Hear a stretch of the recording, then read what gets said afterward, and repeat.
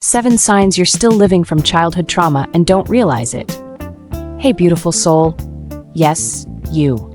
You didn't land on this video by accident. Somewhere deep inside, you've always known that certain patterns, emotions, and wounds didn't start in your adulthood. They go back, way back. Today we're going to gently explore something many of us carry silently. The hidden ways childhood trauma still affects us, even when we don't realize it. And this isn't to judge or blame. This is to understand, because understanding opens the door to healing, and healing is your birthright. So let's begin. Take a breath with me.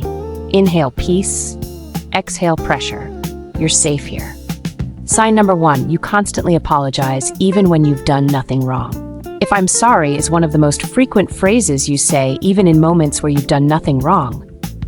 This may be a sign you grew up in an environment where you had to tiptoe around emotions or walk on eggshells. Maybe you had a caregiver who was emotionally volatile, one moment loving, the next cold or cruel. Maybe you were blamed for things that weren't your fault. Over time, you learned, if I take the blame first, maybe I'll be safe. Apologizing becomes a form of protection, a way to keep the peace. But in adulthood, it can make you shrink. It can stop you from standing in your power, setting boundaries, or simply owning your space. Healing starts with noticing this pattern and replacing "I'm sorry" with statements like "Thank you for your patience. I understand now. Let's work through this." You don't have to keep taking responsibility for other people's reactions. Sign number 2. You struggle to trust, even the people who've earned it. When you've grown up in an environment where love wasn't safe, predictable, or unconditional, trust becomes a battlefield. Maybe promises were made and broken. Maybe you had to be the strong one because the adults in your life were unreliable. Or maybe you opened your heart once, only to have it hurt too many times. So you learned, don't get too close, don't depend on anyone, don't be vulnerable. The problem is, that same armor that protected you then isolates you now. You might second-guess people's intentions. You might expect betrayal before it even happens. You might even sabotage good relationships just to avoid the pain of abandonment. But here's the truth. Your inner child isn't asking you to never trust. She's asking you to build safer boundaries around who you do. Trust isn't about blind faith. It's about allowing people to show you who they are and letting yourself believe them when they do. Sign number 3, you fear being too much or not enough. You may find yourself constantly questioning, did I talk too much? Was I too emotional? Am I not smart enough? Worthy enough? This inner critic didn't come from nowhere. It likely came from voices in your childhood that made love conditional. Maybe you were praised for being good, but punished for showing emotion. Maybe you had to perform to receive affection. And when you stopped, the love stopped too. That teaches a dangerous lesson. My worth depends on how well I please others.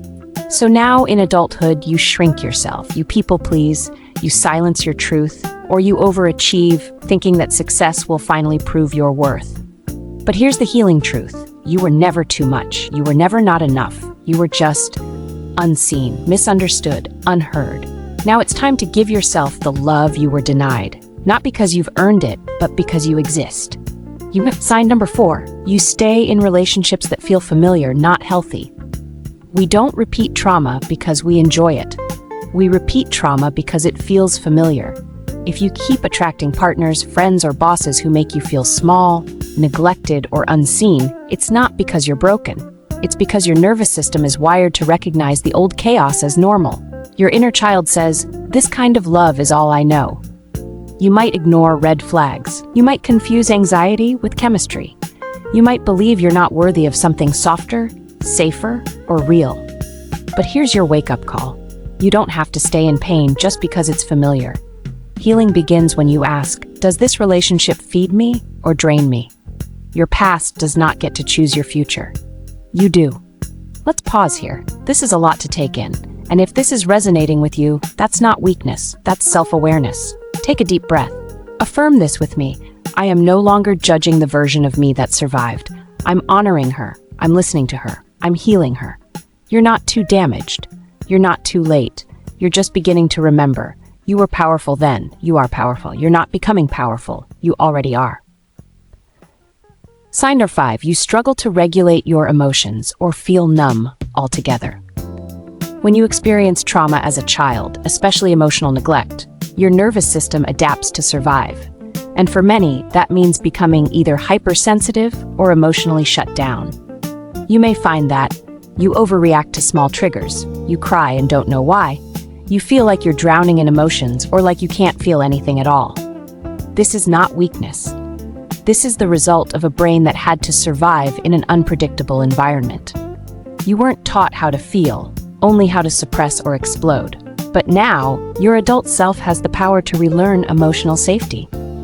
It starts with small moments, naming your feelings, sitting with them without judging them, breathing through discomfort instead of numbing it away.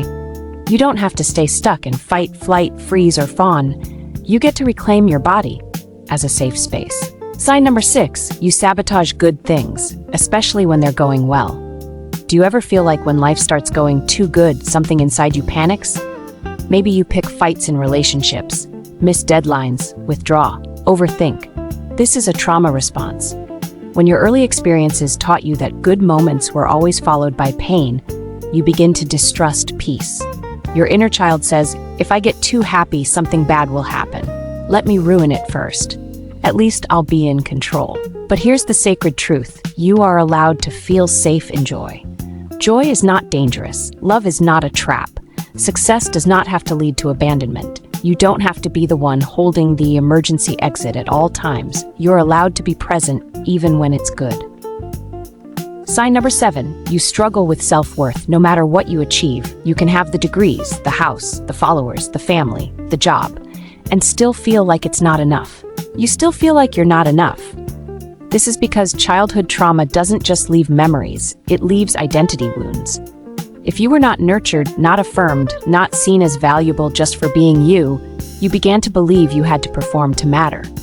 That belief doesn't disappear just because you become an adult.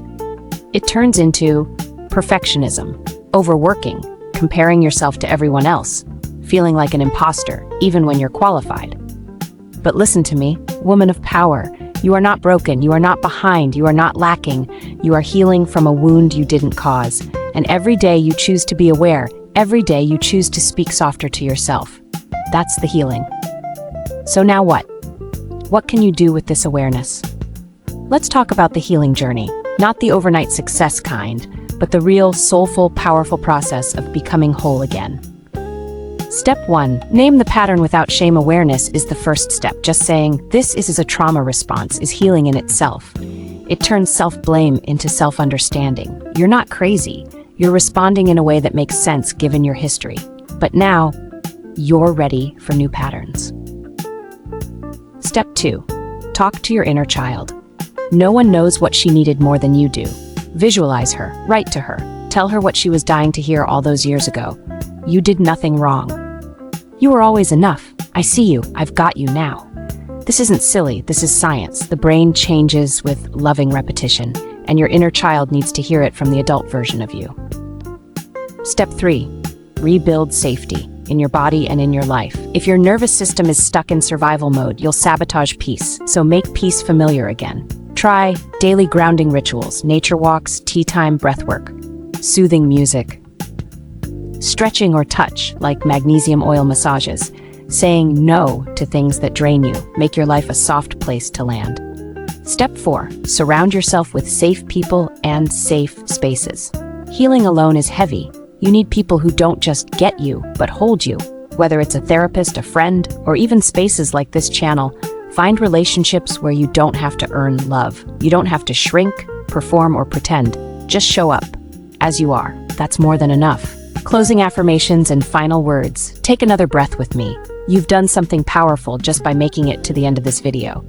Now repeat after me. I am not my trauma. I am not my past. I am not what they said I was. I am healing. I am growing. I am reclaiming my power. I am safe to be seen. I am safe to be soft. I am safe to be me. You are not becoming powerful, my love. You already are. If this spoke to your soul, leave a heart emoji in the comments so I know you're with me.